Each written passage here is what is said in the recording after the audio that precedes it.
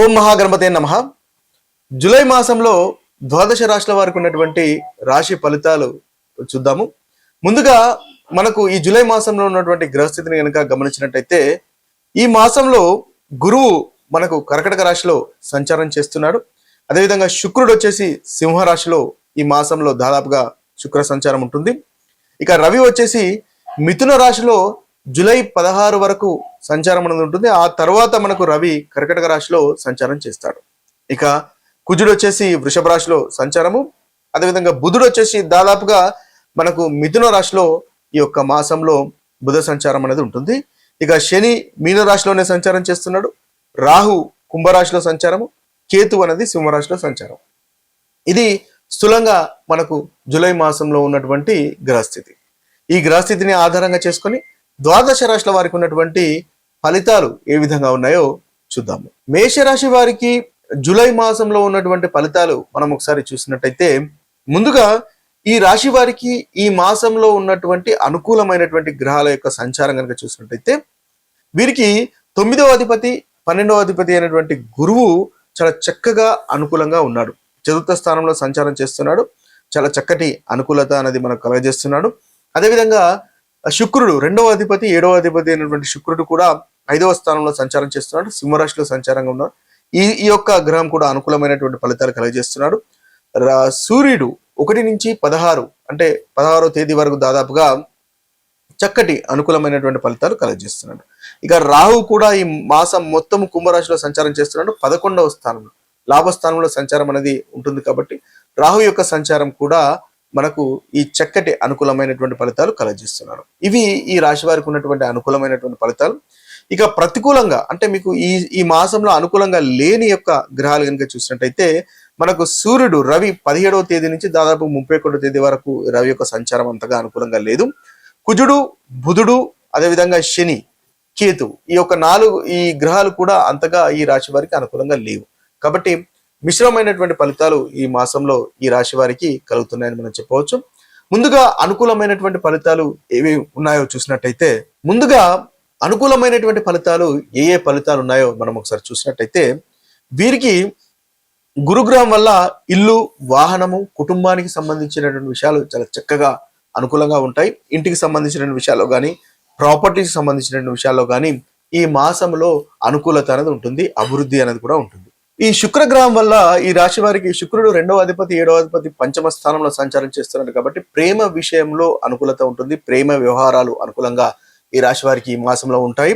ముఖ్యంగా సంతాన విషయంలో కూడా చాలా చక్కగా ఉంటుంది. ధనలాభం కూడా ఉంటుంది. 2వ అధిపతి కాబట్టి చక్కటి వ్యాపారంలో కూడా చక్కటి ధనలాభం అనేది కనిపిస్తుంది.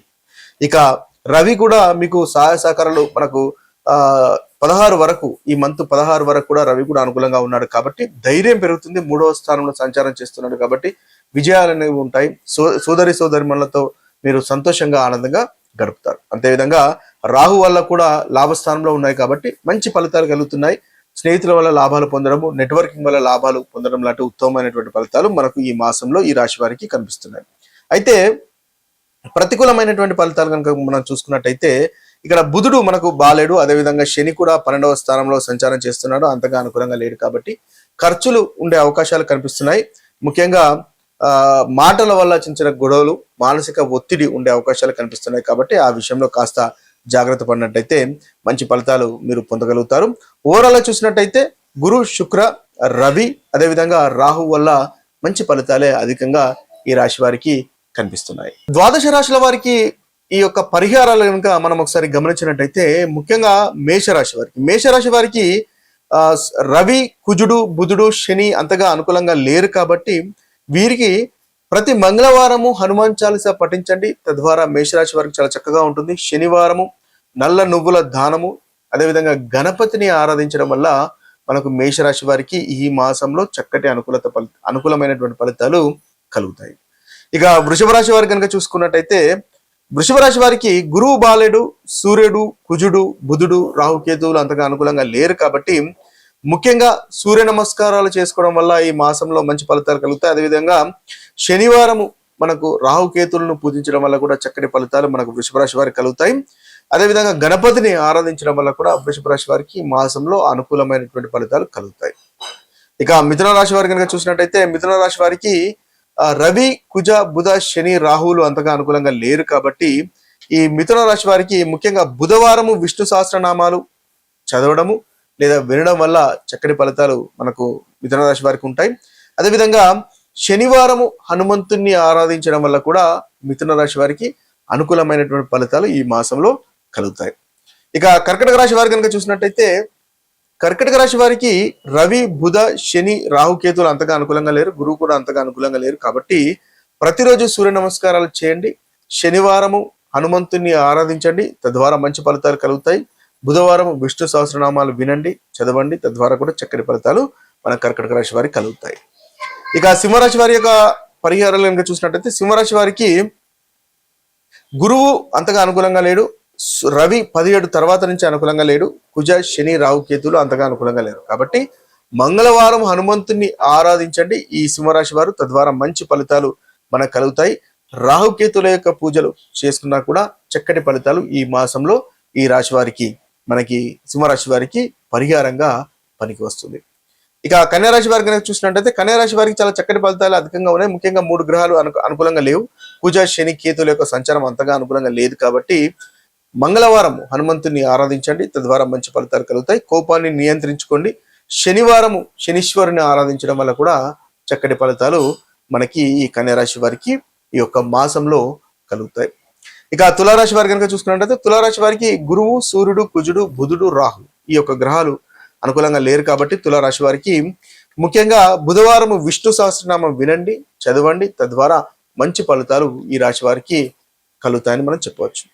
ఇక వృశ్చిక రాశి వారికి కనుక చూసుకున్నట్టయితే ఈ వృశ్చిక రాశి వారికి శుక్రుడు, రవి, కుజుడు, బుధ, శని, రాహు, కేతువులు అంతగా అనుకూలంగా లేరు కాబట్టి వృశ్చిక రాశి వారు శుక్రవారం లక్ష్మీదేవిని ఆరాధించండి, తద్వారా మంచి ఫలితాలు కలుగుతాయి.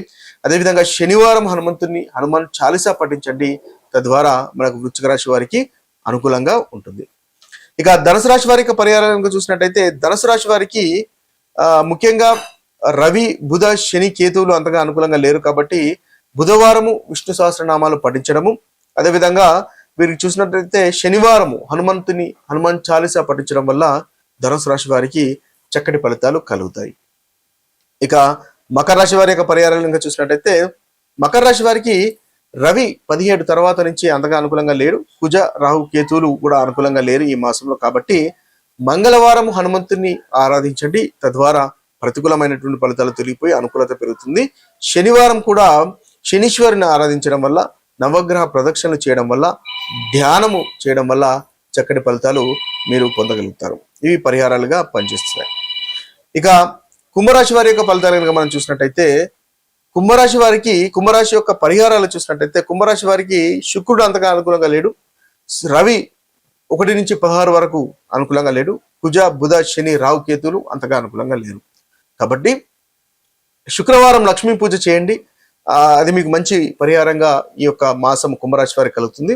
అదేవిధంగా శనివారం నల్లని నువ్వులు దానం చేయడము, శనివారం హనుమాన్ చాలీసా పఠించడం లాంటి పరిహారాలు చేసుకోవడం వల్ల కూడా మనకు కుంభరాశి వారికి అనుకూలంగా ఉంటుంది. మీనరాశి వారికి కనుక చూసినట్టయితే మీనరాశి వారికి శుక్రుడు, రవి, శని, రాహులు ఈ 4 గ్రహాలు అంతగా అనుకూలంగా లేరు కాబట్టి శుక్రవారం లక్ష్మీదేవిని పూజించండి.